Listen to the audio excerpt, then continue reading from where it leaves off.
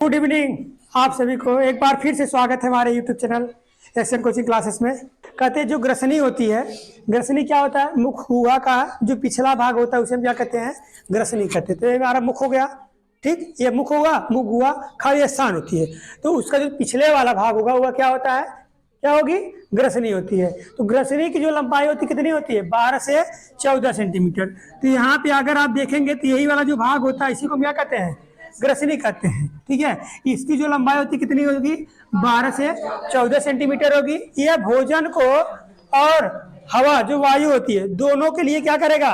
रास्ता प्रदान करने का कार्य करता है। समझा कि नहीं? तो अगर हम ऑक्सीजन या हवा लेंगे तब पर भी यही आएगा, अगर हमने यहाँ से भोजन खाया तब पर भी यही आएगा। ये आपकी जीवा दिख रही है ना, जीवा को ही जीव कहते हैं, ठीक है। तो अगर भोजन लेंगे तब पर भी यही आया और हवा लिए तब पर भी यही आया। अब यहाँ से डिसाइड होता है हवा है तो भैया श्वास नली में चला जाएगा, और भोजन होती तो कहाँ पे चली जाएगी? अलग से होते हुए फिर ग्रास नली होती है उसमें चली जाएगी, ठीक है। कहते हैं ग्रसनी के अंदर क्या होता है? एक बड़ा छिद्र होता है जिसे हम क्या कहते हैं? गुलेट कहते हैं या हलक कहते हैं। तो इसी के अंदर एक छिद्र हुआ यहाँ पे जिसे हमने क्या कहा? हलक कहते हैं, ठीक है। तो यहाँ पे अगर आप देखेंगे तो इसके बाहर ही यहाँ पे क्या है? एक छिद्र है, ठीक है, जिसे हम क्या कहें? श्वास नली का एक छिद्र है ना, जिसे हम क्या कहेंगे? घाटी द्वार कहेंगे। और घाटी द्वार के ऊपर एक लटकी हुई संरचना होती है जिसे क्या कहते हैं? घाटी डापन कहते हैं। जब हम लोग खाना खाते हैं तो मुँहा है, मुँह से खनवा है, इसे यहाँ से खाना आवत है, ठीक है। तो क्या करे? इसको दबाए ना समझ। अगर खाना आया तो क्या दबाए? वजन रहे, ठीक है, दबाए टिका फटाक से नीचे गिर जाए।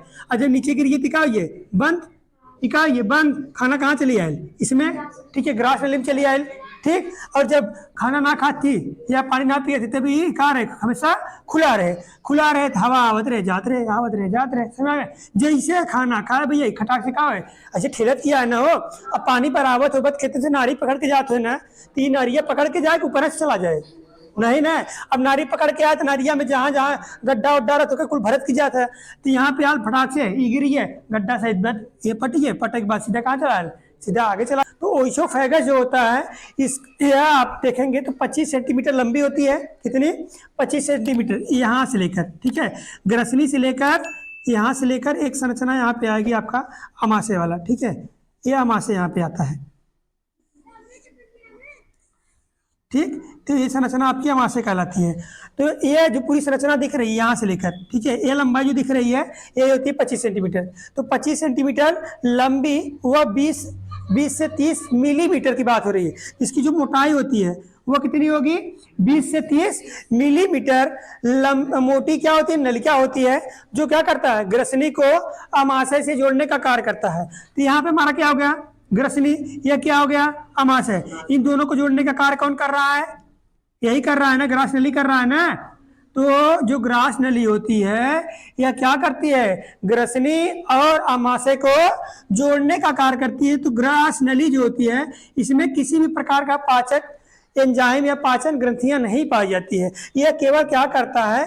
भोजन को मुख से आमाशय में आने के लिए एक रास्ता प्रदान करता है। समझा कि नहीं? इसमें एक क्रमानुकुंचन गति पाई जाती है। जैसे आप खाना खा लिए, ठीक है, खाना खा लिए तो यहाँ पे भोजन जो आएगा फिर उसको क्रमानुकुंचन गति के द्वारा नीचे भेज दिया जाता है। समझा? अगर हम कहें इसमें किस प्रकार की पेशियां पाई जाती हैं, इनमें अनैच्छिक कहिए या अरेखित पेशियां पाई जाती है। किस प्रकार की?